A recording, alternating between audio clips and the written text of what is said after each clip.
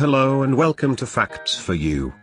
In today's video we have 10 facts about World War II aircraft. Let's get into it. Number 10. The fastest aircraft was the Supermarine Spitfire. Number 9. The slowest aircraft was the Fairey Swordfish Mark III. Number 8. Camouflage was primarily used to hide aircraft but also to make it harder to detect the aircraft itself. Number 7.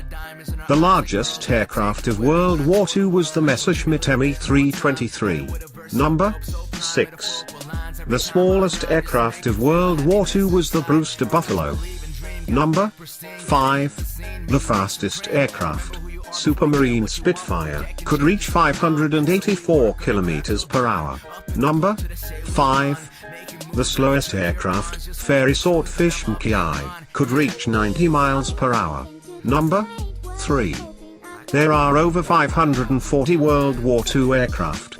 Number 2. The worst World War II aircraft was the Yokosuka MXY-7 Nokia. Number 1. Although World War I was the first major war that involved aircraft, it was during World War II that aircraft took on one of the most important roles of war.